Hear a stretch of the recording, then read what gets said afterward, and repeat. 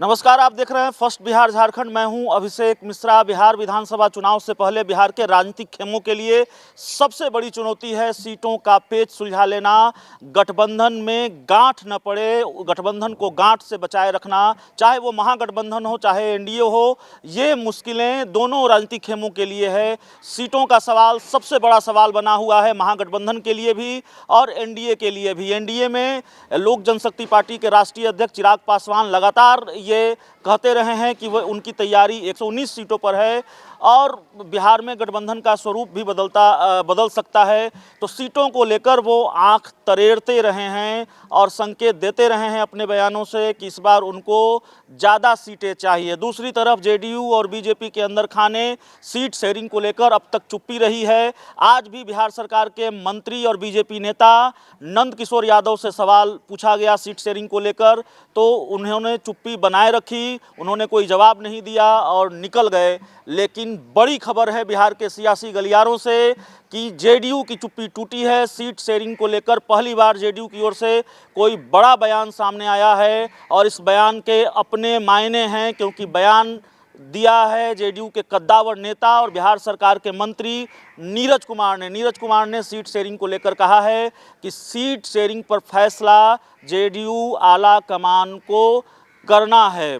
आपको बता दें कि बिहार एनडीए में सिर्फ सीटों की संख्या को लेकर पेच फंसा हुआ नहीं है, बल्कि कई मुश्किलें हैं, कई तरह की पेचीदगियां हैं सीटों को लेकर, जो बड़ी चुनौती बनी हुई है बीजेपी और जेडीयू के लिए। आरजेडी के कई विधायक जेडीयू में शामिल हुए हैं और उन विधायकों की जो दावेदारी है टिकटों को लेकर, उन विधायकों की जो दावेदारी है वो उन सीटों पर है जो बीजेपी की पारंपरिक सीट मानी जाती है।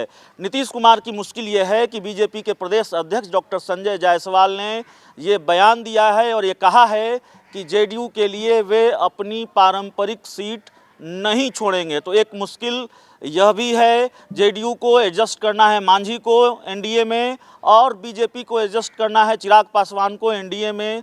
तो कई तरह की पेचीदगियां हैं, कई तरह की मुश्किलें हैं। सवाल सिर्फ यह नहीं है कि जो बीजेपी के सहयोगी हैं, चाहे वो जेडीयू हो चाहे वो लोक जनशक्ति पार्टी हो, उनके बीच कितनी सीटें बटेंगी और कौन नाराज़ होगा कौन नहीं नाराज़ होगा, किनको किस तरह से सीट बंटवारे में हिस्सेदारी मिलेगी। बल्कि पेचीदगी यह भी है कि सीटों का कौन सी सीटें किसको मिलेगी, इसको लेकर भी पेच फंसा हुआ है। चुनाव में वक्त कम है, चुनाव आयोग ने साफ कहा है कि चुनाव तय समय पर ही होंगे और जाहिर है बिहार में अगर चुनाव तय समय पर होने हैं तो उस लिहाज से तैयारियों के लिए चुनाव आयोग बिहार के राजनीतिक दलों के पास कम वक्त है और इसी कम वक्त में हर फैसला ले लेना है, हर सस्पेंस को ख़त्म कर देना है। तो जाहिर है तस्वीर साफ हो जाएगी। सीट शेयरिंग को लेकर एनडीए में कई सवाल हैं, उन सवालों के जवाब मिलेंगे। तस्वीर अभी धुंधली है लेकिन आने वाले वक्त में ये तस्वीर साफ होगी और बहुत जल्द साफ होगी, क्योंकि चुनाव में वक्त बहुत कम है। इस खबर में इतना ही।